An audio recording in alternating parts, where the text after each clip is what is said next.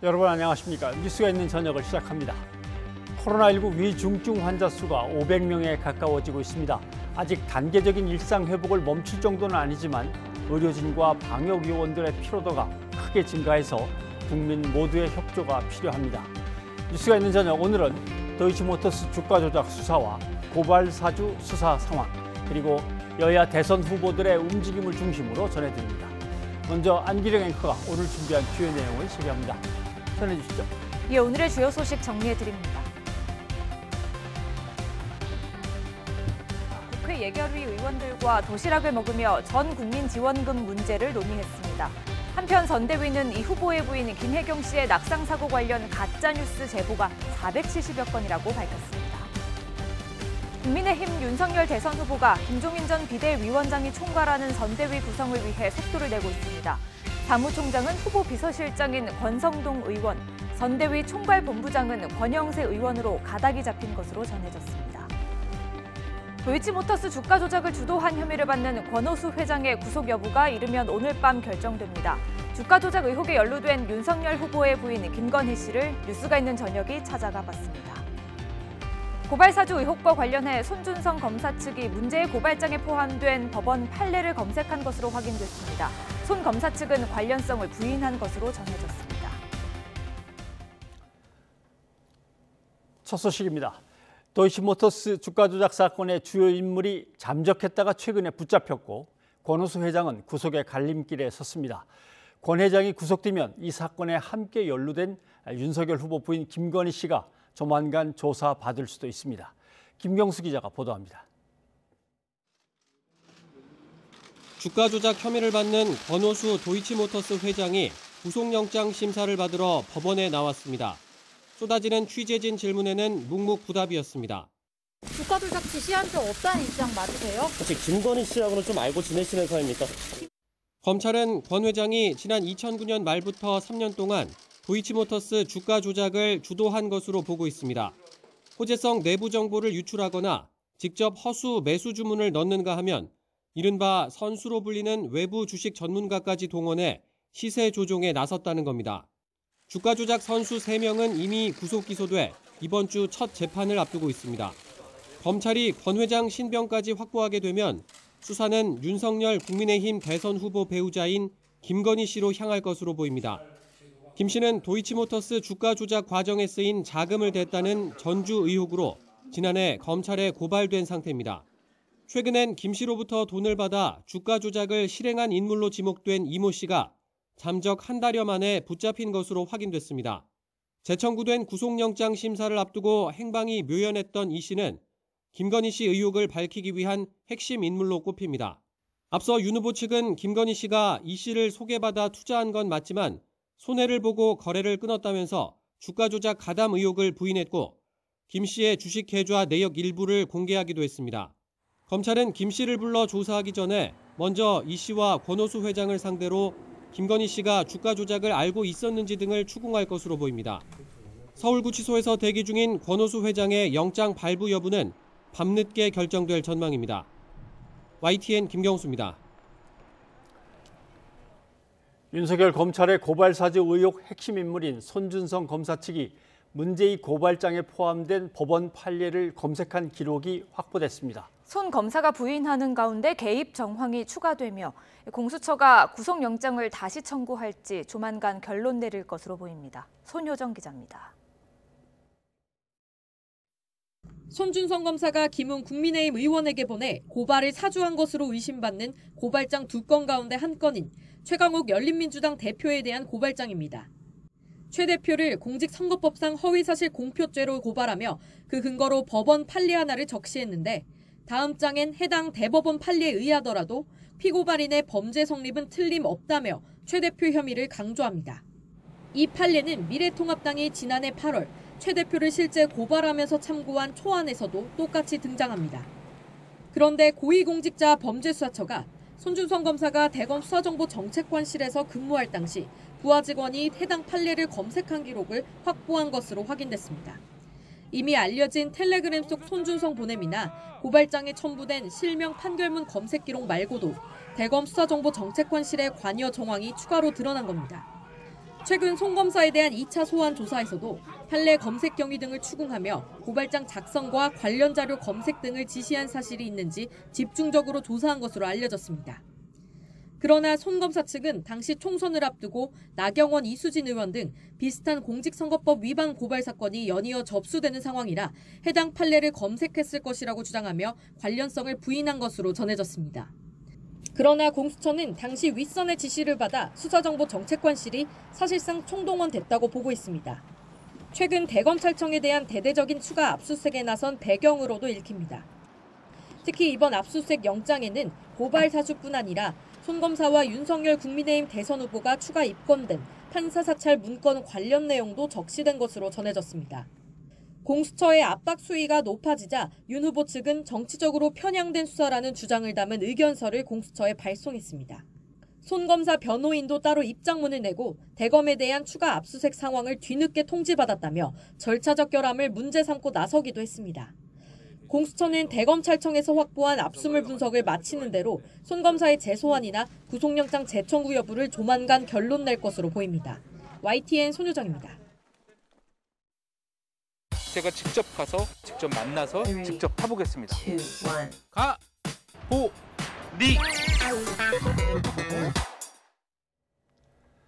네, 앞서 전해드렸듯이 도이치모터스 주가 조작을 담당한 선수에게 10억 원을 대준 혐의를 받는 윤석열 후보 부인 김건희 씨 소환 조사가 임박해 보입니다. 뉴스가 있는 저녁 제작진이 김 씨의 사무실과 자택에 다녀왔습니다. 양시창 기자입니다. 윤석열 후보 부인 김건희 씨가 운영하는 전시 기획사 코바나 컨텐츠는 윤 후보와 김 씨가 거주하는 주상복합 아파트 지하 상가에 있습니다. 김 씨는 도이치모터스 주가 조작 의혹 사건에 자금을 댄 이른바 전주 역할을 한 혐의로 고발돼 검찰 소환이 임박했다는 전망이 나옵니다. 김 씨를 만나기 위해 사무실을 먼저 찾았습니다. 논란을 빚은 개사과 사진을 찍은 장소로 추정되는 곳이기도 합니다. YTN에서 왔는데요. 혹시 저 김건희 씨 안에 계신지? 계세요? 안 나오시나요, 잘? 아예 안 나오세요? 잘 안 나오세요. 댁에 주로 계시나요? 해보시면 잘 안 나오세요. 집에 주로 있다는 직원의 말을 듣고 아파트 연결 통로에 있는 인터폰으로 연결을 시도했지만 응답이 없습니다. 저 김건희 씨 좀 뵈러 왔습니다. 듣고 계신가요? 네, 저 YTN에서 나왔는데요. 듣고 계신가요? 다시 아파트 1층 로비로 향했는데요. 안내 직원에게 해당 호수로 연결해달라고 부탁했지만 뜻밖의 대답이 돌아옵니다. 이사간 지 오래되셨어요? 아, 그래요? 그거 못 찾아오시는데. 김건희 씨. 여기 안 산 지 오래됐어요. 아니, 여기 계신 거를 알고 확인하고 왔는데. 뉴스 안 보시나 보다. 인터넷 다 나오고 여기 안 사신 지 오래됐어요. 취재진을 그냥 돌려보내려는 의도인지 정말 이사 간 게 맞는지 확인하던 순간 보안 직원이 옵니다. 저 YTN에서 왔는데요. 예. 저 김건희 씨 좀 뵈러 왔습니다. 뭐 연락하고 오셨나요? 연락이 안 돼서요. 이렇게 예. 왔습니다. 저희는 연락이 돼야지만 방문이 가능하거든요. 한번 연락을 해봐 주실 수 있지 않으신가요? 아니요. 요청으로 사전 연락되지 않은 방문객들은 방문 안 되는 걸로 되어 있습니다. 아니, 인터폰에서 원하지 않는다고 하면 가겠습니다. 그렇게 안 되겠지.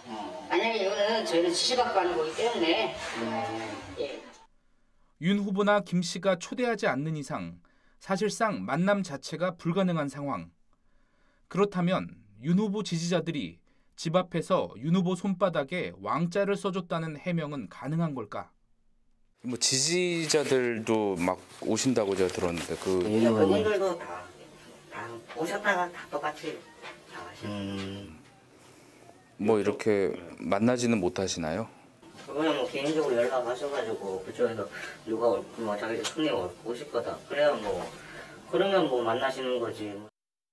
김건희 씨는 남편인 윤석열 후보가 국민의힘 대통령 후보로 확정된 이후에도 좀처럼 모습을 드러내지 않고 있습니다. 앞서 설명한 도이치모터스 주가 조작 의혹 말고도 코바나 컨텐츠 협찬금 뇌물, 논문 표절, 허위 이력 기재 의혹 등 각종 의혹이 쏟아진 현 상황을 고려해 전략적으로 모습을 드러내지 않는 것이란 분석이 나옵니다. 하지만 검찰 소환 조사가 변수로 떠오르면서 조만간 대중의 모습을 드러낼 것이란 관측도 있습니다. 제1야당의 대통령 후보 부인의 인터뷰 언제쯤 가능할까요? YTN 양시창입니다. 네, 국민의힘 윤석열 대선 후보의 부인 김건희 씨가 연루된 것으로 의심받고 있는 도이치모터스 주가 조작 의혹 수사가 속도를 내고 있습니다. 권오수 회장의 구속 여부가 오늘 밤 결정되고 핵심 피의자도 검거가 됐습니다. 양지열 변호사와 더 짚어보도록 하겠습니다. 어서 오십시오. 안녕하세요. 일단 권오수 회장은 영장실질심사를 아마 받은 걸로 지금 확인이 됩니다. 법원에 들어서는 모습을 좀 잠깐 같이 볼까요? 예. 오늘 영장 심사 받겠는데 주가 조작 혐의 인정하십니까? 혹시 오늘 심사 때는 어떻게 선정하실 거예요? 주가 조작 지시한 적 없다는 입장 맞으세요? 혹시 김건희 씨하고는 좀 알고 지내시는 사이입니까? 김건희 씨 전주로 거론되는데 혹시 믿으셨어요? 네, 아무 말도 안 하는데요. 네. 일단 권오수 회장, 도이치모터스 내부 정보를 가지고 뭔가 이용을 했느냐, 뭐 주문 매수를 갖다가 뭐 이렇게 주문을 넣거나 아니면 선수를 동원해서 조작을 시키거나 이번 구속영장에 뭔가 범죄 혐의가 제대로 소명이 됐을까요? 검찰 입장에서는? 그럴 가능성이 좀 높아 보입니다. 예. 왜냐하면 이제 보통 주가 조작을 어떤 회사에 주가 조작을 했을 때 그 회사의 경영진이나 아니면 뭐 주인이라고 할 수 있는 사람들이 직접 어떻게 보면 주가 조작 활동에 가담하는 경우가 그렇게 많지는 않은데 그렇죠. 누군가의 위임을 한다거나 다른 사람들이 하는 건데 특이하게도 권오수 회장 같은 경우는 도이치모터스 관련 회사들의 주가 조작에 직접적으로 움직인 것으로 그렇게 지금 보도가 되고 있거든요. 알려지고 있거든요. 그래서 말씀하신 것처럼 내부의 호지성 정보를 주위 사람들에게 알려주면서 주식을 사라고 권유를 한다거나 아니면 직접 이렇게 사고 파는 일들에 가담을 했고 또 이른바 선수라고 불리는 주가 조작을 하는 그런 사람들을 직접 뭐 끌어모아서 그런 일을 시켰던 그런 걸로 지적이 됐고 그중에 세 사람 같은 경우는 이미 이 구속돼서 재판에 넘겨진 그런 상황이기 때문에 그 액수만 해도 지금 관여된 게 630억 원이 넘는 걸로 지금 파악이 되고 있습니다. 그러면 아마도 그 혐의가 소명돼 있다라면 구속 가능성이 굉장히 올라가겠죠. 예. 윤석열 후보의 부인 김건희 씨가 이제 의심을 받고 있기 때문에 이 사건이 자꾸 이제 주목을 받습니다만은 10억 원을 대고 전주 역할을 했다라고 하는데 이 역할이 어떤 겁니까? 좀 설명을 부탁드리면요. 이제 주가 조작을 하려는데 여러 가지 방법이 쓰이는데 그중에 이른바 뭐 통정거래 같은 것들이 있습니다. 뭐냐면 주식이 자꾸 뭐 거래가 왕성하게 이루어지고 있고 왕성하게 이루어지는 가운데서 주식 가격이 올라가야 거기에 이제 이른바 개미라고 하는 일반 투자가들도 거기에 그 참여를 하게 되고 관심을 갖게 되고 그럼 주가가 자연스럽게 또 부양이 되지 않습니까? 그런 상황에서 정작 이제 주가를 띄웠던 사람들은 주식을 팔고 나오는 게 이 뭐 통정거래에서는 주가 조작 그런 흔히 쓰이는 수법인데 그걸 하려면 실제 돈을 가지고 있는 사람들의 주식 계좌가 필요하죠. 지금 그렇죠. 이제 그 경찰 내사 단계에서 이 주가 조작 선수라고 한 사람이 했던 스스로 인정했던 걸 보면 김건희 씨를 비롯한 다른 사람들로부터 그렇게 주식 계좌들을 다 위임을 받아서 김건희 씨 같은 경우 10억 원이 든 계좌였다고 하고요. 그걸 가지고 자기가 혼자서 사고 팔고를 하면서 그렇게 주식을 띄우려고 했던 것이다라는 거죠. 예.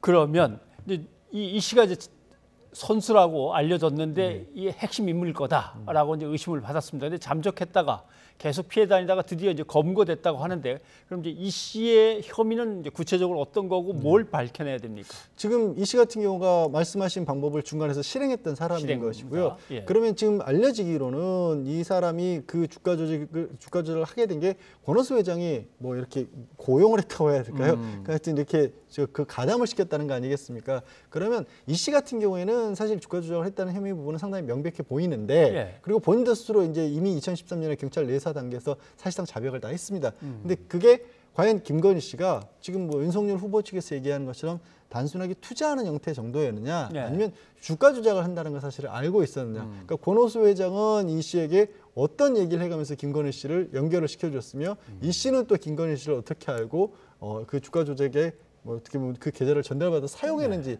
이런 내용들의 핵심 증언을 할 수 있는 게 이 씨이고 또 이 사건이 특이한 부분이 이미 말씀드린 것처럼 2013년도 경찰 내사 과정에서 굉장히 많은 부분을 다 진술했고 상당 부분 조사를 했지 않습니까? 그때 했던 얘기들이 있기 때문에 그것과 비교를 해가면서 이 씨의 진술들을 좀 확보할 필요가 있겠죠. 자, 주식 계좌를 맡긴 사람들 걸 모아갖고 자기가 임의로 가서 선수 노릇을 했느냐 아니면 다 그걸 알고 서로 간에 미리 다 정황을 갖다가 통정하고 있었느냐 그런 문제군요.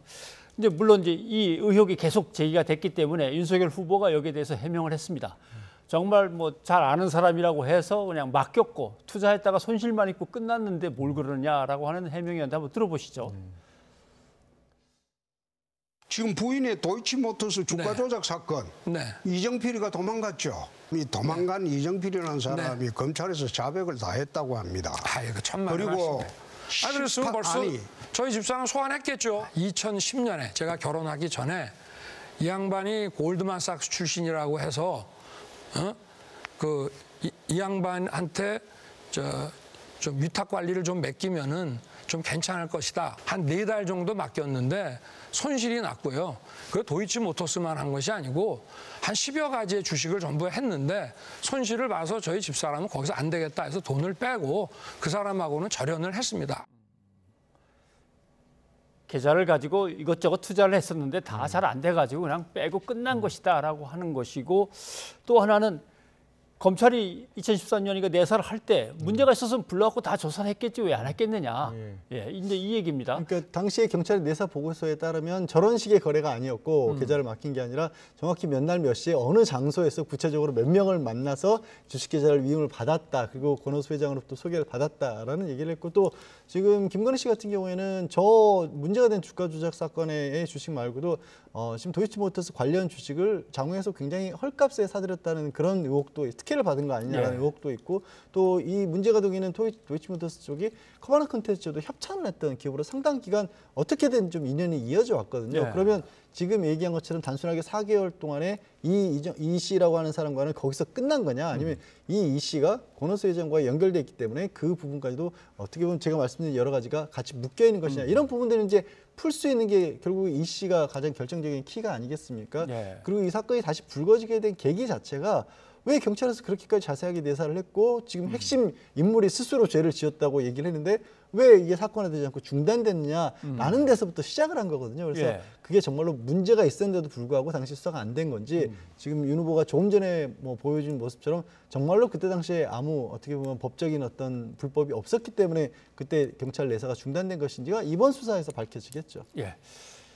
자, 후보 부인인 김건희 씨가 소환돼 조사를 받느냐의 문제를 놓고 권오수 회장의 구속영장 청구했던 게 만약 기각돼 버리면 김건희 씨도 조사받을 일이 없다 이렇게 생각해도 되는 건지, 아니면 구속이 돼야만 조사를 받게 되는 건지 어떨 겁니까? 권오수 회장도 상당 부분 뭐 영향을 끼칠 수 있겠습니다만, 지금 그 이 씨라고 하는 인물이 지난 9월 영장심사에서는 당시에는 영장이 발부가 되지 않았고 그 이후에 지난달 6일 날 영장실질심사를 받았을 때 나타나지 않아서 도주를 했거든요. 한동안 잠적 상태에 있다가 지난 12일에 검거가 돼서 구속이 돼 있고, 말씀드린 바와 같이 그때 당시 일에 대해서는 오히려 이 씨가 더 핵심적인 인물이고 더 내용을 잘 알고 있고, 또 지금 어떻게 보면 새로운 진술을 하기가 어려운 게 이미 2013년도에 본인이 굉장히 자세하게 이 털어놓았던 사실들이 있거든요. 그래서 이 권오수 회장이 구속이 된다라면 보다 확실하겠지만, 권오수 회장의 영장이 기각이 된다고 하더라도 완전히 어찌 보면 뭐 김건희 씨가 이 관련 의혹을 다 씻을 수 있다 이렇게 보기는 어렵고, 결국 이 씨의 수사가 좀 마무리되는 게 오히려 더 중요하지 않을까 싶습니다. 오히려 이 씨가 어떻게 선수로서 뛰었는가가 더 김건희 씨의 혐의하고도 이제 맺어질 수 있다는 말씀이 알겠습니다. 하나만 더 공수처가 이제 수사하고 있는 것 중에 한명숙 전 총리에 대한 모해 위증 교사 사건, 이 사건을 수사하는데 수사를 제대로 못하고 수사가 방해를 받은 사건인데, 여기에 대해서 윤석열 후보에게 공수처가 서면으로라도 진술을 해달라고 요청한 걸로 지금 얘기가 들리고 있습니다.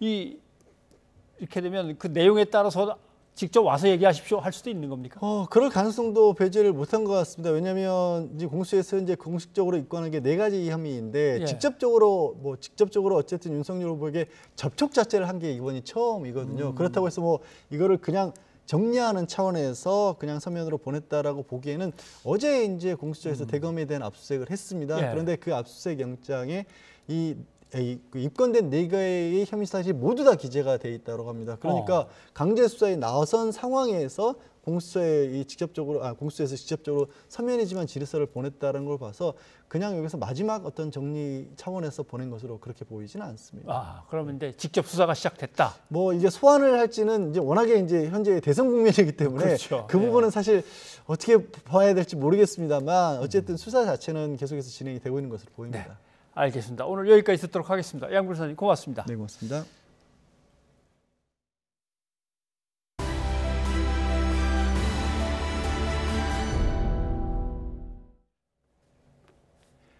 이재명 더불어민주당 대선 후보는 연일 청년 민심 잡기에 또 당은 국민의힘 윤석열 후보 의혹을 향한 공세에 집중하고 있습니다. 하지만 선대위의 짜임새가 부족하다는 지적이 나오면서 고심도 깊어지고 있습니다. 최하영 기자입니다.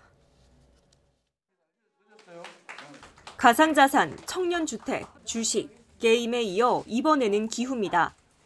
1.1 청년 행보를 이어가는 이재명 후보가 젊은 기후 활동가들을 만났습니다. 저는 이 기후 문제를 헌법에다 넣는 거예요. 국민들의 인식이 완전히 바뀌어야 됩니다. 규칙을 어기면서 주장을 알릴 수 있다는 다소 논란이 될 법한 발언도 나왔습니다. 우리 공동체에 합의된 룰을 일부 어겨가면서 이 주장을 세상에 알리는 것조차도 더 큰 효율성이 있을 수 있죠. 응원합니다. 저는 그런 식의 삶을 응원합니다. 저도 그랬으니까요. 이재명 후보가 청년 표심 잡기에 나서는 동시에 민주당은 국민의힘 윤석열 후보를 향해 파상 공세를 퍼부었습니다. 대변인과 원내 부대표단이 잇따라 기자회견을 열고 윤석열 후보의 부산저축은행 부실 수사 의혹과 부인 김건희 씨의 주가 조작 연루 의혹을 정조준했습니다. 개인의 영달을 위해서라면 물불을 가리지 않던 탐욕의 화신을 보는 것 같았습니다. 후보는 정책에, 당은 상대 후보 견제에 힘을 쏟겠다는 전략인데 당 내부적으로는 선거대책위원회를 두고 잡음도 이어지고 있습니다. 원팀이라는 이름으로 대규모 선대위를 꾸렸지만 전략과 메시지를 끌어나갈 사람이 없다는 겁니다. 국회의원 중심의 선대위를 더 다양하게 구성해야 한다는 주장은 물론 핵심 실무그룹이 전면에 나서야 한다는 의견도 만만치 않습니다. 민주당 선대위가 출범한 지 보름이 지났지만 규모에 비해 실속은 부족하다는 지적이 쏟아지면서 어떤 식으로든 선대위 개편은 불가피할 것이란 전망이 나오고 있습니다. YTN 최하영입니다. 국민의힘 윤석열 대선 후보가 김종인 전 비상대책위원장을 원톱으로 하는 선거대책위원회 구성에 속도를 내고 있습니다. 사무총장에는 후보 비서실장인 권성동 의원, 선대위 총괄본부장에는 권영세 의원이 내정된 것으로 전해졌습니다. 부장원 기자가 보도합니다. 선거대책위원회 인선을 두고 이준석 대표와 갈등이 표출되기도 했던 국민의힘 윤석열 후보. 공식 일정은 없다고 공지했지만 이른 아침부터 당 안팎 인사를 잇따라 만났습니다. 경선 경쟁자였던 원희룡 전 제주지사와 만나선 원팀에 힘써달라고 요청하고 나경원 전 원내대표에게는 공동선대위원장직을 제안했습니다. 이름이나 명칭이 중요한 것이 아니라 우리가 이제 정말 대선을 위해서, 대선 승리를 위해서, 그래서 정말 더 좋은 대한민국을 만들어가는 데 있어서는 어떤 역할이든 마다하지 않고. 현역 의원들과 가진 오찬 자리에서는 향후 대선 전국에서 중앙과 지역 민심을 잇는 연결고리 역할을 해달라고 당부했습니다. 선대위 구성과 관련해서는 많은 의견을 듣고 있다면서 섣부른 추측에는 선을 그었습니다. 원만하게 잘 진행이 되고 있는데 더 많은 분들 의견을 좀 들어야 되기 때문에 또 의견을 들으면 또 점점 나은 의견들이 오기 때문에 서두를 일은 아닌 것 같고. 앞서 윤 후보와 이 대표의 비공개 회동에서 인선을 둘러싼 교통정리가 어느 정도 이뤄진 것으로 보이는데 이 대표가 임명했던 한기호 사무총장을 윤 후보 측근인 권성동 의원으로 교체하는 방향으로 가닥이 잡혔습니다. 정책과 조직, 직능 홍보 등 4개 분야 총괄본부장 자리에는 4선 중진 권영세 의원을 중심으로 이 대표가 추천한 김도읍, 추경호, 윤상현 의원 등이 물망에 올랐습니다. 윤 후보와 이 대표는 한 차례 더 만나 최종 조율을 거친 뒤 1차 인선을 발표할 계획입니다. 진용이 짜이면 윤 후보가 김종인 전 비상대책위원장을 직접 만나 총사령관인 총괄선대위원장으로 추대한다는 구상입니다. 다만 김종인 전 위원장이 선대위 인선부터 권한 문제를 놓고 쓴소리를 내왔던 만큼 조만간 발표될 1차 인선이 최종 수락의 가늠자 역할을 할 거로 보입니다. YTN 부장원입니다. 전 국민 일상회복 지원금을 추진하는 여당이 난색을 표하는 재정당국을 연일 압박하고 있습니다. 특히 추가 세수 액수를 일부러 낮춰 잡은 것이라면 국정조사감이라고 표현하자 야당은 선거용 현금 살포라고 비난했습니다. 김태민 기자입니다. 이재명 후보가 재정당국을 향해 날선 비판을 쏟아낸 다음 날, 이번엔 여당 원내사령탑이 전면에 나섰습니다. 민주당 윤호중 원내대표는 올해 초과 세수가 기존 추정치를 크게 웃돈다며 전국민 지원금에 난색을 표하는 기재부를 직격했습니다. 그러면서 액수를 일부러 낮춰 잡은 거라면 국정조사감이라고 으름장을 놨습니다. 7월 달에 예상했던 것보다 지금 19조가 더 들어오는 거거든요. 의도가 있었다면 이를테면 국정조사라도 해야 될 그런 사안이 아닌가 싶습니다. 여기에 그치지 않고 홍남기 부총리에겐 대국민 사과와 반성을 주문하며 정부 여당의 철학과 책무를 따라야지 관료들의 주판알과 탁상행정에 따를 일이 아니라고 몰아붙였습니다. 홍남기 부총리는 국민들께 사과하고 반성하기 바랍니다. 국가 재정의 주인은 기재부 엘리트 모피아들이 아니라 대한민국 국민입니다. 전국민 지원금 예산 심사를 앞두고 정부의 반대 의견에 공개 경고장을 날린 겁니다. 이런 가운데 이재명 후보는 예결위 소속 여당 의원들과 오찬을 함께하며 민생 예산의 필요성을 강조하기도 했습니다.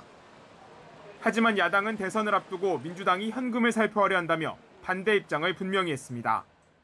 전 국민 재난지원금, 일상회복지원금 등으로 포장된 소위 이재명 후보 선거지원금은 국민의 70%가 반대하고 있습니다. 특히 선거법 위반 논란, 정부 반대에도 직면하고 있으며 또 올해 거둘 세금을 내년으로 미뤄 예산을 마련한다는 여당의 계획 역시 법적 근거가 없다고 선을 그었습니다. 민주당은 이재명표 민생정책이 될 전국민 일상회복 지원금을 어떻게든 밀어붙이겠다는 의지가 강합니다. 본격적인 예산안 심사를 앞둔 가운데 야당은 물론 정부와도 치열한 공방이 불가피해 보입니다. YTN 김태민입니다. 들으신 대로 여당 원내대표가 홍남기 경제부총리를 상대로 국정조사와 사과까지 요구하고 나섰는데요. 이런 배경에는 주요 경제 정책을 두고 번번이 충돌했던 민주당 이재명 대선 후보와 홍 부총리의 악연도 자리하고 있다는 해석이 나오고 있습니다. 최근 이 후보는 기재부가 내년도 지역화폐 예산을 삭감하자 따뜻한 안방의 책상을 떠나 현장에서 국민의 고통을 체감해보라며 홍 부총리와 기재부 관료들을 직접 비판했습니다. 과거 행정고시 볼 때 경제학 책에서 배운 거 말고 지금 현재의 경제가 어떻게 흘러가는지를 또 현장에서 좀 직접 체감을 해보시면 지역화폐 정책에 대해서 이와 같은 거의 만행에 가까운 예산 편성을 하지 않으셨을 것 같습니다.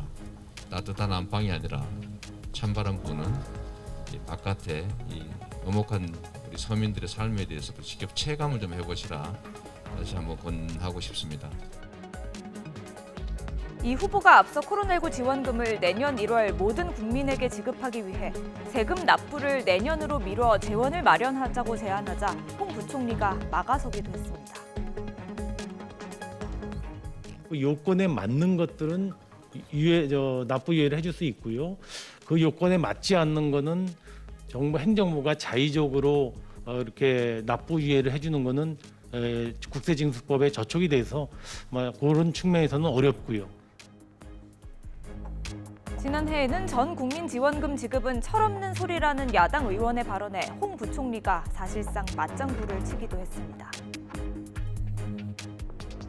이재명 도지사께서는 30만 원씩 전 국민 30만 원씩 50번, 100번을 줘도 재정 건전성에서 우려할 필요가 없다라는 얘기를 하시는데 저도 신문 보도상에서 들었습니다마는 그거는 책임 없는 발언입니다. 그렇죠? 네. 아주 철없는 얘기죠. 그렇죠? 예, 저는 그렇게 생각합니다. 당시 이 후보가 즉각 SNS를 통해 불쾌감을 드러냈고 민주당 의원들의 비판도 잇따르면서 홍 부총리가 서둘러 사과했는데요. 하지만 이후에도 두 사람의 갈등은 계속됐습니다. 최근에는 이 후보가 밝힌 가상자산 소득에 대한 과세 1년 유예 계획에 대해서도 홍 부총리가 반대 의견을 밝히며 다시 한번 충돌했습니다. 계속 법도 통과시켜주고 다 합의가 된 거를 1년 뒤에 와서 정부 보고 잠깐만 하지 마라 그러면 정부가 그럼 정책 일관성도 저희는 훼손이 되고요. 저 유예하도록 그렇게 강요하는 건 저는 맞지 않다고 봅니다. 보호보다는 과세를 좀 우선하려는 그런 경향들을 보이는 것 때문에 매우 실망하고 또 어쩌면 원망을 넘어서 분노할 수도 있다는 생각이 듭니다. 이 후보 주변에서는 홍 부총리가 기본소득과 전 국민 지원금을 포함해 이 후보의 주요 정책마다 발목을 잡고 있다며 불만이 커지고 있는데요. 문재인 대통령의 임기가 얼마 남지 않은 상황에서 홍 부총리의 교체가 쉽지 않다는 전망이 우세하지만 대선을 앞두고 당정 갈등이 더 표면화될 경우 경질 가능성을 배제할 수 없다는 관측도 나오고 있습니다. 뉴스가 있는 저녁 안규정입니다. 네, 보신 대로 민주당 이재명 대선 후보에 이어서 민주당 지도부도 홍남기 부총리 때리기에 가세하면서 정부와 본격적인 차별화에 나섰습니다. 또 국민의힘은 이번 주 내 선대위를 출범할 것으로 보이는데요.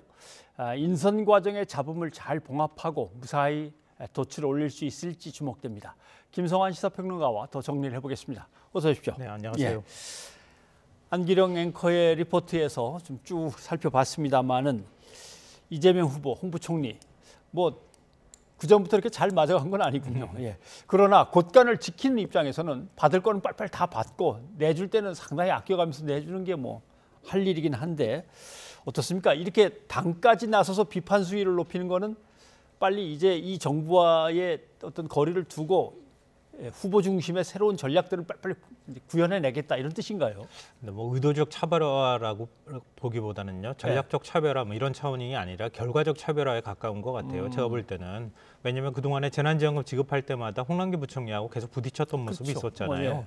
근데 그 이전에는 그러니까 문재인 대통령의 임기가 많이 남았을 때는 아무래도 청와대가 중간에 들어가서 조율하는 역할을 할 수밖에 없잖아요. 네. 그래서 당정청 회의를 하는 것인데 지금 선거 중립을 의식해서 청와대는 나서지 않겠다는 입장이잖아요. 네. 결국 재정당국하고 집권 여당인 민주당하고 부딪힐 수밖에 없는 이런 상황이 됐다 이렇게 보이고요.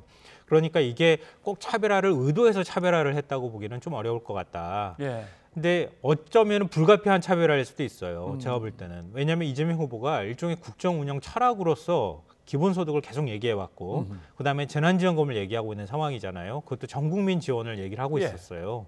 이전부터 계속 줄기차게 그 얘기를 해왔는데 지금이라고 해서 그걸 포기할 수가 없는 거잖아요. 그러니까 내년에도 기본소득을 이런 방식으로 지급하겠다고 하는 거고 국토보유세하고 연계한 기본소득을 지금 또 얘기하고 있는 거란 말이죠. 그렇죠. 그러니까 이재명 후보 입장에서는 국민들한테 모두 일종의 국민 배당금 형태로 이런 방식으로 세금을 거두면 나눠줄 만한 국민은 받을 자격이 있다. 이걸 이제 철학으로 갖고 있기 때문에 어쩔 수 없이 이런 방식으로 충돌할 수밖에 없다. 이런 것이고요. 둘째로는 이재명 후보가 굉장히 드물게 증세를 얘기하는 후보라는 거예요. 아하. 왜냐하면 선거 앞두고 난 다음에 증세 겁나서 아무도 얘기 안 하잖아요. 근데 이재명 후보는 증세를 지금 서슴없이 얘기하고 있단 말이에요.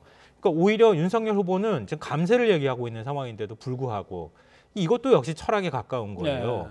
그러니까 국토보유세하고 기본소득을 같이 연계하는 것, 그리고 국민들이 전 국민이 갖고 있는 어떤 토지를 분석해 보면 상위 10%가 전 국민 토지의 한 77%를 소유하고 있는 현실, 이런 것들을 감안할 때 기본소득으로 세금을 걷기보다는 90%한테 더 많이 돌려주겠습니다. 이렇게 얘기하고 있는 거라는 거죠. 이것도 증세는 증세인데 국민들한테 그걸 골고루 나눠주겠습니다 하는 증세란 말이에요. 근데 이런 증세 주장을 굉장히 과감하게 얘기하고 있는 상황에서 포기하기 어려울 거다. 크게 두 가지 이유 때문에 제가 볼 때는 앞으로도 포기하기 어려울 것 같습니다. 아니 후보가 철학을 갖고 있는 건 좋은데 그러면 대통령에 당선된 다음에 하면 되지. 이걸 후보 때 꼭 하려고 이렇게 애를 쓰면서 세금 걷는 걸 갖다가 나중으로 연기해서 내년으로라고 하는 꼼수 비슷한 얘기도 나오고 하니까 말이죠. 그래도 이렇게 얘기가 나오는 것이 뭔가 국민들에게 복지 후생을 갖다가 탄탄하게 해준다라는 의미에서 주도권을 잡아가는 것 같습니까? 글쎄요. 근데 국민 여론은 그렇게 썩 좋은 건 아닌 것 같아요. 선별 지원 쪽에 조금 더 무게가 실려 있는 것은 뭐 부인하기 어려운 사실인 것 같고요. 다만 이제 국민들은 그렇게 생각할 수도 있어요. 근데 정치권에서 뭔가를 제기할 때 예를 들면 지금 국토보유세 보유세 문제하고 그다음에 지금 윤석열 후보가 얘기하는 것처럼 종부세 폐지 이런 이제 주장들이 부딪히는 거잖아요. 서민을 위하는 정당과 부자 정당 두 가지의 프레임 싸움을 이제 시작하는 거예요. 그러니까 앞으로 이런 정책 문제들을 더 많이 할 가능성이 높다고 하는 거죠. 그러니까 이재명 후보 입장에서는 국민들한테 세금을 걷었으면 당연히 힘들어하면 나눠줘야 되는 거 아니냐. 그렇죠. 이런 얘기를 더 많이 앞으로 할 가능성이 있다. 그러니까 어찌 보면 지금은 조금 더 전초전의 성격에 더 가깝다 이렇게 보이고요. 근데 여기에 대해서 국민들이 전반적인 합의가 이루어져야 하잖아요. 근데 그 부분에서 전국민 지원보다는 선별 지원 쪽에 조금 더 무게가 실려 있으니 차라리 윤석열 후보한테 당대당 논의합시다. 지금 당장 국민들이 특히 자영업자들이 힘들어하니까 내년 본 예산이라도 집어넣을 수 있도록 합시다. 이렇게 지금 제안했는데 윤석열 후보 쪽에서는 내가 앞서가는 후보인데 그거 받을 이유가 없다 이러면서 지금 상대를 안 하고 있는 상황이라는 거죠. 근데 어찌 됐든 상황이 그렇게 된다 하더라도 앞으로 말씀드렸던 것처럼 서민 정당 대 부자 정당 이 두 가지 프레임은 계속 갈 가능성이 있다 이렇게 보입니다. 알겠습니다. 자, 그런데 지금 오히려 관심은 이재명 후보의 부인 김혜경 씨에 관련된 이제 쏠려 있습니다. 낙상해서 국민들이 깜짝 좀 놀라기도 했지만 그 이후에 이제 상당히 많은 취재진이 계속 그 에워싸고 취재를 시작하니까 뭐 주변 사람들이 얼굴을 가리고 다닌다든가 그래서 엉뚱한 사람을 후보 부인이라고 지목하기도 한다든가 결국 뭐 스토킹 신고까지 기자들을 상대로 하겠다고 얘기가 나왔다면서요. 네. 이게 더 팩트라고 하는 매체인데요. 사실 언론이라고 제가 봐야 될지 불러도 될지는 잘 모르겠어요. 근데 파파라치처럼 따라가서 사진을 찍었다고 하는 거죠. 그래서 어제 오후 5시 30분쯤 오늘 오후 5시 30분쯤 정정보도를 냈습니다. 정정보도 결국 김혜경 씨가 아니라 수행원이었다 이렇게 인정을 했는데요. 근데 오보를 인정하면서 이렇게 얘기를 했어요. 제대로 설명하지 않은 선대위에 우리가 속은 것이다. 이렇게 설명을 했는데요. 이게 굉장히 좀 황당한 얘기인데 이 더 팩트가 보도를 한 게 어제 오후 6시 7분쯤이었어요. 그때 이제 우리가 알고 있는 것처럼 이렇게 꽁꽁 싸맨 것 같은 마스크하고 옷도 이렇게 다 입고 선글라스까지 낀 그 사진을 보도를 한 거거든요. 그때 기사에 우리가 그 당사자가 누군지 확인하지 못했다고 돼 있어요. 그래요? 그러니까 얼굴을 상처를 확인하고 싶었는데 상처를 확인할 수 없고 다 꽁꽁 싸매가지고 우리는 누군지 확인하지 못했다 그러면서 어떻게 기사 제목에 김혜경 씨라고 씁니까? 글쎄 말이에요. 그건 한번 이재명 후보 측, 캠프 측에 한번 설명을 잠깐 좀 들어볼까요? 그 사진은 명백하게 후보 배우자가 아닙니다. 수행원 중에 한 사람이고요. 그래서 저희가 그 사실을 정확하게 고지를 하고 그 해당 언론사에 삭제 요청을 어제 밤부터 꾸준히 지금 하고 있는데 응하지를 않고 있습니다. 저희 굉장히 답답한 심정입니다. 주요 인사들이 자기 행적을 갖다 노출 안 시키려고 뭐 예를 들면 차량을 갖다가 이쪽으로 먼저 보낸 다음에 취재진을 그쪽으로 따돌리고 가고 뭐 이런 것도 있는데 그런 건 아닌 것 같기도 한데. 근데 왜냐하면은 민주당 집권 여당의 대선 후보잖아요. 후보의 배우자도 경호 대상이에요. 그러니까 기자들이 자꾸 취재를 한다거나 따라붙으면은 그걸 뭐 감추기 위해서라기보다는 경호 차원에서라도 저런 식으로 할 가능성이 있는 거죠. 그렇다면 사진을 찍었으면 그 당사자가 누군지 확인 취재가 필요하잖아요. 일단 확인하지 않았다는 거예요. 자기들 스스로도 확인하지 않았는데도 불구하고 김혜경 씨라고 특정해서 보도를 해요. 그러니까 보도하기 30분 전쯤에 미디어오늘이 경찰에 신고하지 않았습니까? 이 스토킹이라고 해가지고 신고를 하고 따라오니까 자꾸 그 신고 기록을 토대로 해서 더 팩트 취재진한테 연락을 해요. 연락을 해서 이거 어떻게 된 겁니까? 이렇게 물어보거든요. 그 물어보고 난 다음에 어제 오후 8시에 기사를 내요. 그러니까 기사를 낼 때 이미 김혜경 씨가 아니라 수행원이다라고 하는 민주당 측의 입장이 들어가 있어요. 기사에. 그럼 그때라도 더 팩트가 이거 아니네. 그러고 기사를 내렸어야 맞죠. 근데 우리가 기사 내보낸 게 맞다고 우겨요. 우기고 난 다음에 하루 종일 오늘 기사가 떠 있었던 거예요.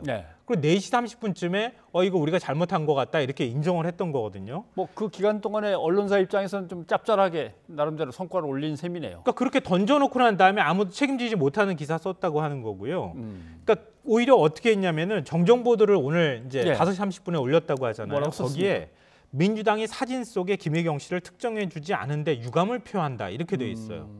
아니 언론사에서 취재를 할 때 확인해서 취재를 해야 되는 것이지 자기네들이 보도하고 난 다음에 그 사람이 누군지 확인해주지 않은 것에 대해서 유감한다는 이런 적반하장식 태도가 어디 있습니까? 기사 내용을 읽어보니까 좀 이상한 것도 있어요.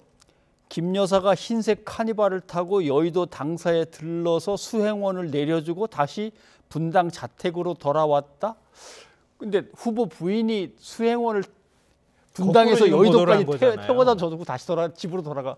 나 이것도 좀 말이 이상하고. 그러니까 무조건 찍어서 보도하고 보자 뭐 이런 것밖에 안 되는 건데 굉장히 무책임한 보도타는데 지금 한 가지만 제가 물어보고 싶어요. 언론은 누군가 의심하면 무조건 다 취재해 주는 겁니까? 아니죠. 판단력이 없는 건가요? 언론에 있는 사람들은? 취재를 못하면 기사를 못 쓰죠. 그러니까 김혜경 씨가 쓰러지고 난 다음에 뭐 119 출동 기록, 그다음에 병원 진료 기록 이런 것들 다 공개했잖아요. 이런 사정으로 볼 때 이게 다른 의심을 하기가 쉽지 않은 상황이라고 하면 철저하게 확인 취재를 하든가 했었어야 하는데 확인 취재하지 않고 앞서 제가 말씀드렸던 것처럼 그렇게 보도하고 뒤에 가서 민주당이 설명 안 해준 것에 대해서 유감이다 이렇게 얘기하는데 이렇게 하면 만약에 공적 관심사가 가짜뉴스라고 해서 의심만 하면은 다 관심사가 되는 겁니까?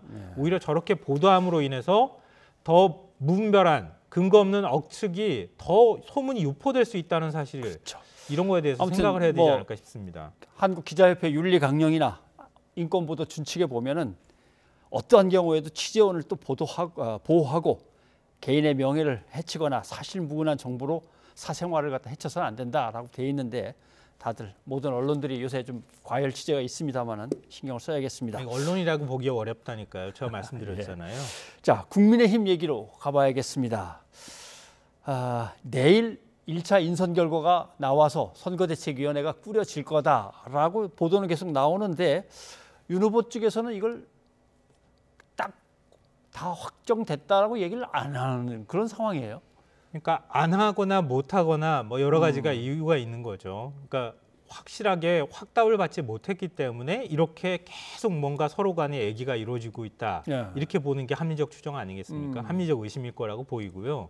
그러니까 어딘가가 완벽하게 이가 딱 들어맞거나 아니면 김종인 전 비대위원장의 뭐 수락이나 응락을 받지는 못한 상태이기 때문에 이렇게 이 사람 넣었다 뺐다 저 사람 넣었다 조직을 이렇게 만들었다 저렇게 만들었다 하는 현상이 나오는 거 아닌가 싶어요. 이 대표 그 말을 갖다가 이렇게 쭉 뜯어서 보면 논의를 한 다음에 김종인 전 비대위원장한테 가서 상의를 하겠다.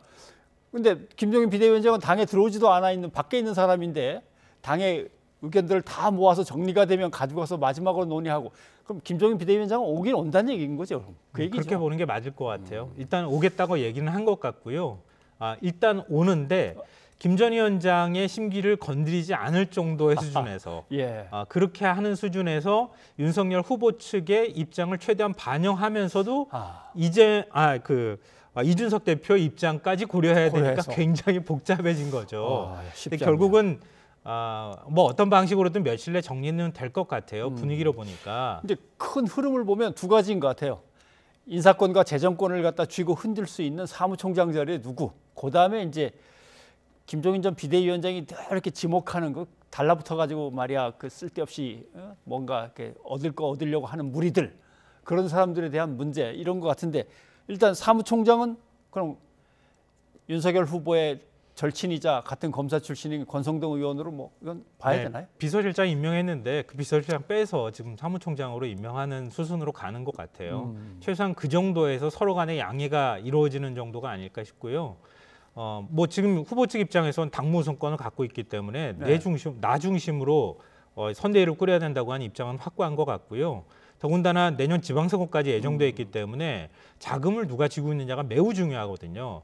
그러니까 후보의 최측근이라고 하는 인사가 들어갔으면 좋겠다고 하는 마음인데 그 고민이 시작됐던 지점은 후보의 마음은 권성동보다는 장제원 의원에 가까웠었다는 거예요. 그러니까 권성동 의원은 비서실장을 계속 맡아줬으면 좋겠고 장제원 의원이 사무총장을 맡아줬으면 좋겠는데 장제원 의원은 김종인 전 비대위원장이 허락하지 않는 인물이기도 하고요. 갈등이 많기도 했고 이준석 대표 입장에서는 나도 그래도 당대표고 나도 2030 세대에 지분이 있고 나의 도움이 필요한데 어떻게 당신들 마음대로 나와 가장 옆에서 보좌해야 될 사무총장을 마음대로 넣어라 빼라 이렇게 얘기하느냐 네. 이런 갈등이 좀 있었던 것 같은데요.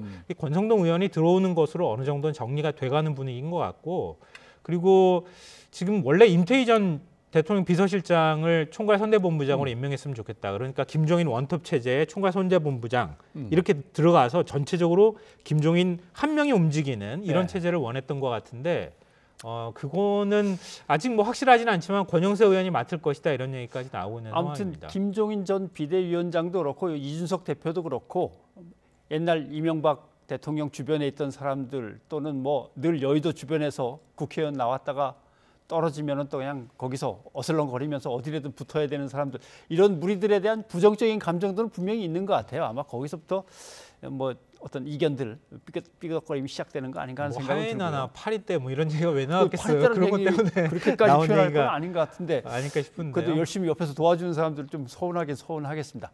자, 그런데 윤석열 후보가 최근에 꺼내놓은 이야기 중에 가장 공격을 많이 받고 있는 게 종부세 그거까지 내가 대통령 되면 걱정 없이 해주겠다. 사실상 감면인지 폐지인지 뭐 명확하지는 않지만 폐지 쪽에 가까운 것 같은데, 글쎄요. 이렇게 되면 뭐 본인도 혜택을 보는 것 같긴 한데 이렇게 되면 셀프 감면 얘기도 나오고, 그러니까 이제 부자들만 위한 정당이냐 이 얘기를 듣는 거겠죠. 그래서 제가 앞서 말씀드렸던 것처럼 서민 정당 대 부자 정당 이런 프레임이 앞으로 더 강화되는 형태로 계속 부딪히는 과정이 있지 않을까 이런 이제 생각을 해보게 되는데요. 그러니까 당장 민주당에서 공격하잖아요. 서초동 요지에 있는 60평대 아파트 윤석열 후보가 지금 갖고 있는 거 아니냐, 부부가. 그러니까 아파트 지금 매물로 30억짜리로 나와 있는데 종부세가 110만 원밖에 안 된다. 이렇게 얘기를 하고 있잖아요. 그거 지금 없애겠다고 저러는 거 아니냐 이렇게 얘기하는데요. 종부세 부과 대상은 한 1.7%예요. 전 국민으로 따지면. 그러니까 오히려 지난해 민주당에서 부과 기준을 9억에서 11억으로 올렸잖아요.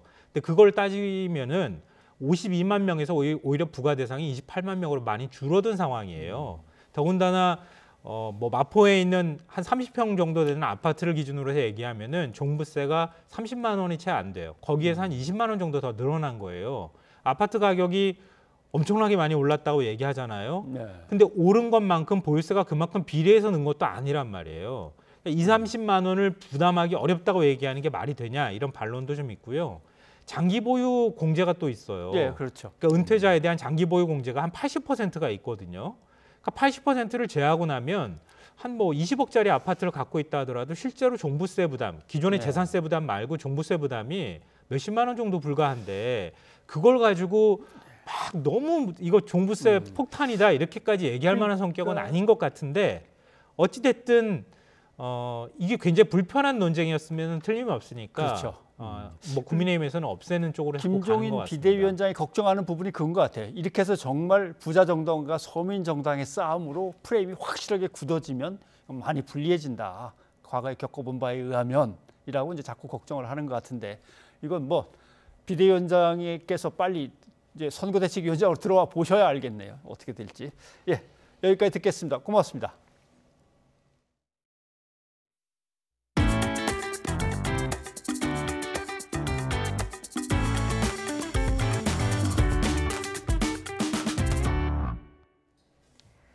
코로나19 확산세가 이어지면서 위중증 환자는 다시 역대 최다인 495명을 기록했습니다. 수도권은 병상 부족이 현실화하고 있습니다. 이동우 기자입니다. 코로나19 신규 환자는 2,125명으로 일주일째 2,000명대를 이어갔습니다. 확산세가 이어지면서 위중증 환자도 하루 사이에 24명 늘면서 495명으로 역대 최다를 기록했습니다. 정부가 현재 의료 체계에서 안정적으로 대응 가능하다고 밝힌 마지노선인 500명 수준에 육박한 것입니다. 특히 60세 이상 연령층에서 위중증 환자가 집중 발생하고 있고 또한 사망자 증가로 이어지고 있는 상황입니다. 코로나19 확진자 가운데 60세 이상 비율은 계속 증가해 지난달 10%대에서 최근에는 30%를 넘어섰습니다. 사망자도 22명 발생해 코로나19 치명률은 0.79%로 독감의 10배를 훌쩍 넘습니다. 위중증 환자가 급증하면서 확진자가 집중된 수도권의 중환자 병상은 가동률이 80%에 가깝습니다. 80%이지만 그거는 이제 통계상의 문제고요. 지금 저희 상급 종합병원에서 가장 고급 치료를 하고 있는 에크모를 달고 심지어는 페이시까지 가고 있는 그런 고급 치료, 최상의 치료를 하고 있는 병원들 이미 다 찼습니다. 또 확진자 가운데 백신 접종을 완료하고도 감염되는 이른바 돌파 감염의 비중이 지난달과 비교해 2배 넘게 늘어나는 등 증가세를 보이고 있습니다. 특히 백신 접종 효과가 떨어지기 시작한 60대 이상의 돌파 감염이 젊은 층에 비해 크게 높았습니다. 정부는 이에 따라 고령층에 대한 추가 접종을 신속하게 진행하고 감염 취약시설에 대한 현장 점검을 강화한다는 방침입니다. YTN 이동우입니다. 정부가 수도권 병원장들과 긴급회의를 열고 병상 확보를 서둘러 달라고 당부했습니다. 코로나19 유행의 위험도를 평가하는 지표도 하루 앞당겨 내일 발표하기로 했습니다. 이형원 기자입니다. 코로나19 위중증 환자가 급증하면서 병상 확보에 비상이 걸렸습니다. 정부는 우선 환자가 집중적으로 발생한 수도권에 있는 상급 종합병원과 긴급회의를 열었습니다.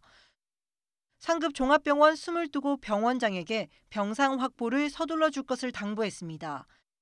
지난 5일 준중증 환자를 수용할 병상 402개를 다음 달 3일까지 마련하라는 행정명령을 내렸는데 최대한 확보 시기를 앞당겨달라고 촉구한 겁니다. 상태가 나아진 중증 환자를 빠르게 준중증 병상으로 옮길 수 있어야 중환자 치료 병상을 확보할 수 있기 때문입니다.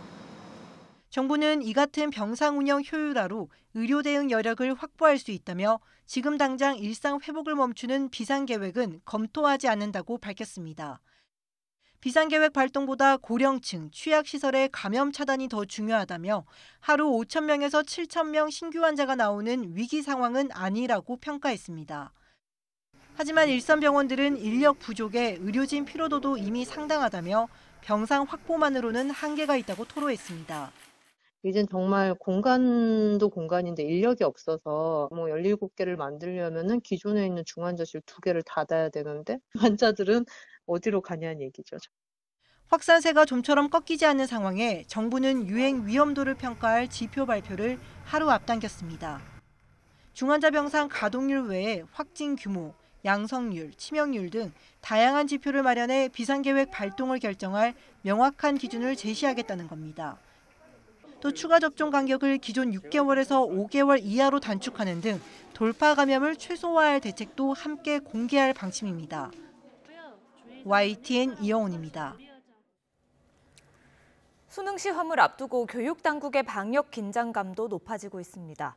정부는 비상 상황이 생기더라도 수능은 예정대로 진행한다며 만반의 준비를 하고 있습니다. 개훈이 기자가 취재했습니다.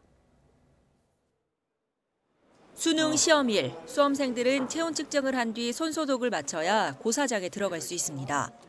수능을 앞두고 정부도 시험 장소로 사용될 학교의 방역 준비 상황 점검에 나섰습니다. 올해는 일상 회복 상황에서 시행되는 수능이어서 확진자 수가 급증한 데다 학교를 중심으로 한 집단 발병도 이어져 방역 긴장감도 높아졌습니다. 정부는 비상 상황이 생기더라도 18일 수능은 예정대로 진행한다고 강조했습니다. 우리는 지난해 확진자와 자가격리자까지 예외 없이 무사히 수능을 치른 바 있습니다. 정부는 이를 바탕으로 모든 수험생이 안전하게 시험을 치를 수 있도록 총력을 다하고 있습니다. 다행스러운 점은 최근 학생 확진자 수가 비교적 안정적인데 11일부터 시작된 원격 수업과 수능을 앞두고 개인 방역 수칙에 신경을 쓰면서 특히 고등학생 확진자가 눈에 띄게 줄었습니다. 올해는 특히 7월에서 9월 사이에 수험생 백신 접종을 실시를 하였습니다. 그래서 앞으로 남은 며칠 동안 모든 수험생들이 안전하게 시험장에 들어가실 수 있게끔 만반의 준비를 했다라는 말씀을 드리겠습니다. 확진자는 병원 시험장에서, 자가격리자는 별도 시험장에서 시험을 보게 됩니다. 만약 수능 당일 체온이 37.5도 이상 또는 기침 등 유증상자는 각 고사장의 별도 시험실에 배정되고 마스크는 시험 내내 착용해야 합니다. 다만 확진자의 경우 수능 이후 이어지는 논술, 대면 면접, 실기고사 등 대학별 고사엔 응시할 수 없습니다. 문제는 수능이 끝난 이후입니다. 수능 시험이 끝난 후 전면 등교를 앞두고 청소년층의 확산세가 더욱 커질 것으로 우려됩니다. 그동안 미뤄왔던 연말 모임도 큰 위험 요인으로 예견되고 있습니다. 수능 이후 학생 확진자 급증이 우려되는 가운데 비상계획까지 시행에 들어간다면 오는 20일 예정된 전면 등교는 어려워질 전망입니다. YTN 개운입니다. 네, 아이를 키우는데 온 마을이 함께 나선다. 이 철학을 실제 교육에 적용한 사업이 있습니다. 바로 이런 사업이죠. 혁신교육지구에서 벌어지고 있는 마을 결합형 교육입니다. 시청, 구청, 교육청이 다 나서고 시민단체와 주민들이 나섭니다. 주민들이 점점 참여하는 숫자가 3,600에서 6,600까지 계속 증가해 왔죠. 자, 학생들은 무엇을 배우고 체험했을까요? 대략 분류해보면 이렇습니다. 지역에 있는 모든 주민들이 갖고 있는 교육 능력을 다 연계해서 방과 후 활동도 하고 마을에서 청소년들이 자치 활동도 하고 마을 탐방 교과서 만들고 진로 교육도 받고 청소년 스스로 축제도 기획해서 운영해 보기도 하고 이런 교육들이죠. 우리 아이들이 이런 걸 좋아했을까요? 한번 보겠습니다. 참여했던 학생과 참여하지 않았던 학생을 보니까 대체적으로 보람 있었다. 아이들이 행복했습니다. 내 삶과 이웃과의 관계, 지역사회, 학교에 대한 자신의 소속감 등 모든 점수가 마을 참여 혁신 교육이 상대적으로 높았습니다. 그런데 이제 이런 일이 벌어지죠. 보십시오. 자, 오세훈 서울시장이 등장하면서 인터넷 강의를 하겠다. 예산을 갖다 3배 올려버립니다. 그 대신 지금 설명한 혁신 교육 이거 그렇게 신경 쓸 필요 없어. 반으로 깎아버립니다. 유명한 강남의 1타 학원 강사의 강의를 인터넷으로 비용 없이 듣게 서울시가 플랫폼을 구축하고 멘토링도 해준다는 이 사업, 서울런이라고 부르죠. 보십시오. 결과가 어떻게 나왔는가. 자, 광고도 많이 했고요. 가입 대상자는 저소득층이나 어려운 학생들 11만 5천 명쯤 되는데 2달 넘게 해봤더니 가입한 학생은 6.2% 대상자에 이것밖에 안 됐습니다. 그래서 오늘부터 서울시 의회에서 서울시 의회와 시장 사이에 치열한 공방이 이제 드디어 시작이 됐습니다. 전에는 무상급식 안 된다고 밥그릇 뺐더니 이번에는 우리 배움터를 빼앗냐 이렇게 주장하는가 하면 서울시는 자, 유명한 학원 강사를 등장시켜서 꿈을 향해 출발할 수 있도록 해준다는데 왜 그러느냐. 청소년들에게는 마을이 필요할까요? 아니면 학원 강사가 더 필요할까요? 변상욱의 앵커 리포트였습니다.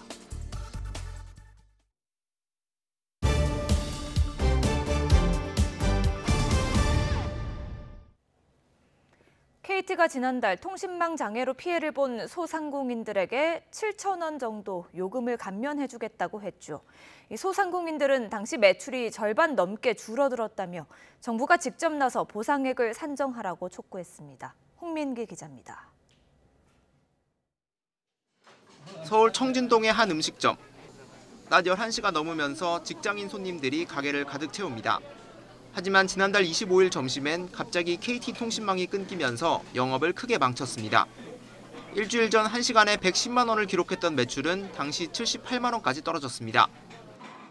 하루 동안 손님 못 받았어요. 현금 갖고 있는 분만 받았어요. 하지만 KT 측이 제시한 보상액은 고작 7천 원 정도. 현장에선 당장 한숨이 나옵니다. 그 정도면은 어떠세요?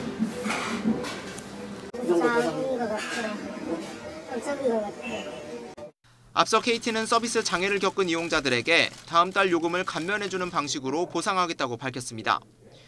전체로 보면 400억 원 규모지만 피해를 겪은 3,500만 명으로 나누면 개인 1,000원, 소상공인은 6, 7천 원 정도입니다. 실제 손실과 비교해 보상금이 턱없이 부족하다는 지적이 빗발치자 카페와 편의점 사장 등 소상공인 단체가 나섰습니다. KT가 정확한 피해 규모조차 파악하지 못하고 있다며 시민단체와 함께 조사한 피해 집계 결과를 발표했습니다. 예로 보면은 그 당시 한 66만 원이나 52만 원 나던 업체들이 평균 한 25만 원 상당으로 되면서 많은 차이가 발생을 했습니다. 불통 당일 낮 11시부터 1시까지 전국 자영업자 86곳의 매출 기록은 평균 25만 원 정도. 사고 일주일 전과 비교하면 63% 줄었고 사고 다음 날과 비교해도 53% 줄어든 것으로 나타났습니다. 업종별로 보면 도소매업은 88%, 스포츠 등 서비스업도 78% 가까이 매출이 폭락했습니다. 소상공인들은 KT의 보상안이 실제 피해를 전혀 보상해주지 못한다며 정부가 직접 피해 규모를 조사해 보상액을 산정하라고 촉구했습니다. 이런 상황에서 몇백 원 보상, 몇천 원 보상이 제대로 된 보상이나 위로 그리고 재발 방지에 강력한 효과를 발휘하기는 매우 어려울 것입니다. KT 측은 전담센터를 꾸려 소상공인 피해를 접수하고 있다면서도 장애 시간과 피해 규모가 다양해 정확한 보상액을 판단하기 어렵다고 밝혔습니다. 이에 지난 2018년 KT 아현지사 화재로 인한 서비스 장애 사태 당시 KT와 소상공인단체, 국회 등이 상생협의체를 구성해 보상안을 함께 논의한 사례도 해법으로 거론됐습니다. 다만 KT는 아직 상생협의체와 관련한 요청을 받은 건 없다면서 추가 보상안 등 다양한 해결 방법을 검토하고 있다고 설명했습니다. YTN 홍민기입니다. 서울의 한 사무실에서 발생한 이른바 생수병 사건. 경찰은 당시에 극단적인 선택을 한 회사 직원의 단독 범행으로 결론 짓고 수사를 마무리했습니다. 경찰은 인사 발령과 업무 지시 등의 불만을 품은 직원이 피해자들을 특정해 범행을 저지른 것으로 판단했습니다. 엄윤주 기자입니다. 지난달 18일 서울 양재동의 사무실에서 생수병 물을 마신 30대 여성과 40대 남성 직원이 잇따라 갑자기 쓰러진 이른바 생수병 사건. 의식을 잃었다고 하시는데 저희가 도착했을 때는 회복되신 상태였어요. 그 생수가 냄새가 이상하거나 색깔이 이상했다고는 느끼지 못했거든요. 30대 여성은 얼마 지나지 않아 회복했지만 의식을 잃고 중태에 빠진 40대 남성은 끝내 숨졌습니다.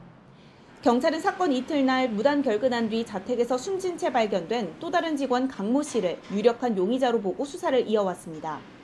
국가수 분석 결과 강 씨의 자택에 있던 독성 물질과 피해 남성 혈액에서 검출된 물질이 일치했기 때문입니다. 강 씨의 집과 사무실을 비롯해 주변인 조사까지 진행한 경찰은 인사와 업무 지시에 불만을 품은 강 씨가 처음부터 피해자들을 노리고 범행을 저지른 것으로 판단했습니다. 먼저 생수병 물을 마시고 숨진 40대 남성 팀장과 관련해선 강 씨가 업무 지적을 자주 받고 지방으로 발령날 가능성까지 커지자 보복 범행을 계획해 물에 독성 물질을 탄 것으로 경찰은 잠정 결론 내렸습니다. 물을 마시고 쓰러진 뒤 회복한 30대 여직원에 대해선 나이와 직급도 같은데 일을 많이 시키고 부려먹는다고 생각해 원망을 드러낸 강 씨의 메모가 발견되기도 했다고 경찰은 설명했습니다. 사건 발생 2주 전 다른 회사 직원에게 비슷한 수법으로 범행을 저지른 데에는 룸메이트로 친한 사이인데 자신을 보호해줘야 하는 것 아니냐는 불만이 있었던 것으로 보인다고 전했습니다. 사건 당일 현장에서 수거된 생수병에서 독국물이 발견되지 않는 데 대해선 사건 발생 후 8시간이 지나서 바꿔치기 가능성도 있지만 강 씨가 사망했기 때문에 확인할 수는 없다고 덧붙였습니다. 사무실에서 책상 위 물을 마신 직원들이 잇따라 쓰러지면서 배경을 둘러싸고 다양한 추측이 제기됐던 생수병 사건. 경찰은 극단적 선택으로 세상을 떠난 피해자의 단독 범행으로 결론을 짓고 형사소송법에 따라 공소권 없음으로 한 달여 만에 공식적으로 수사를 마무리했습니다. YTN 엄은주입니다. 담배를 피우지 말랬다고 청소년들이 식당에서 난동을 부렸습니다. 인근 중학교 학생들이었는데요. 경찰이 주동 학생 3명을 입건하고 본격 수사에 나섰습니다. 허성준 기자가 보도합니다. 앳돼 보이는 학생 10여 명이 식당 앞에 모였습니다. 손님을 내쫓는 것은 물론 테이블을 뒤엎으며 행패를 부리는 모습이 조직폭력배와 다름없습니다. 식당 주인이 제지해보지만 오히려 욕을 하며 위협합니다. 경찰이 도착하고 난 뒤에도 30여 분 넘게 이어진 난동에 식당 주인은 큰 충격을 받았습니다. 가게를 난장판을 만들고 집사람을 밀치고 협박을 하고 온갖 입에 담지 못할 욕설을 퍼붓고 3대에서 4대 정도 왔는 걸로 기억해요. 경찰들도 제압을 제대로 못했습니다. 이들은 인근 중학교 학생들인 것으로 파악됐습니다. 식당 건물 앞에서 담배를 피우고 소변을 보다가 식당 주인이 나무라자 앙심을 품고 난동을 부린 겁니다. 식당 주인은 이들이 10대라 형사처벌 수위가 낮고 부모들은 사과조차 하지 않았다고 주장했습니다. 청소년법을 자기가 인지를 하고 있었겠죠. 사람 죽여도 교도소 안 간다. 가슴이 답답합니다. 화가 나고 세상에 하소연해봤자 저희만 불쌍하고 억울한 사람이 되는 거고. 경찰은 주동학생 3명을 입건한 뒤 정확한 사건 경위를 조사하고 있습니다. 경찰은 수사가 마무리되는 대로 입건된 3명 가운데 촉법 소년인 1학년 학생 1명은 가정법원 소년부로 나머지 3학년 2명은 검찰로 송치할 방침입니다. YTN 허성준입니다.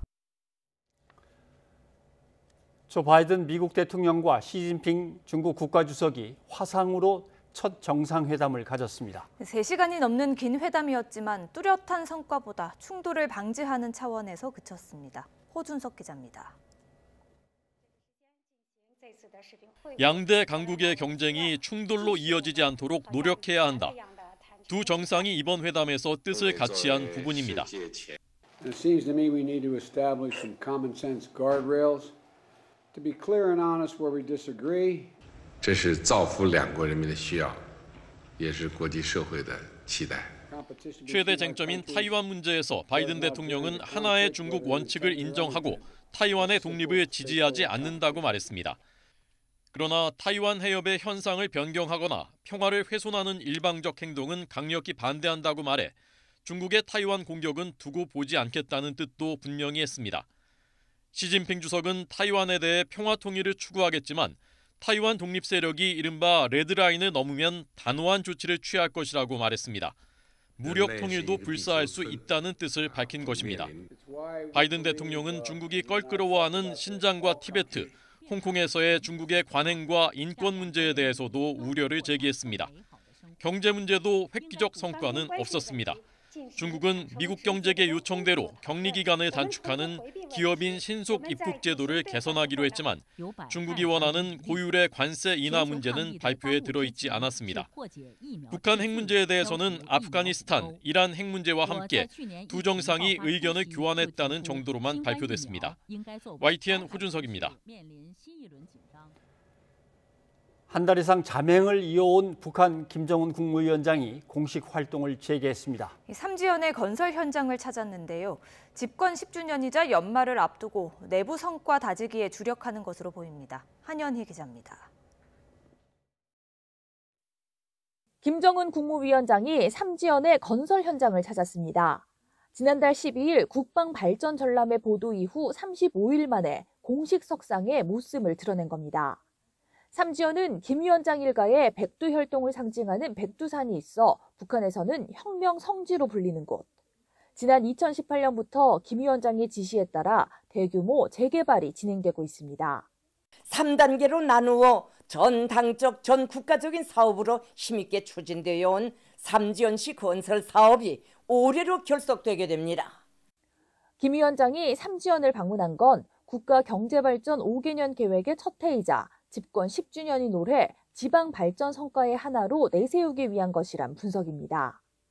연말이 다가오면서 북한도 인민들이 수긍할 만한 과업들의 성과들을 내놓아야 하는 상황이고 특히 삼지연시 건설도 그 중 하나이므로 앞으로 올해 당대시 제시한 사업들에 대한 총괄을 위한 김정은 위원장의 현지 지도가 좀 잦아질 것으로 전망합니다.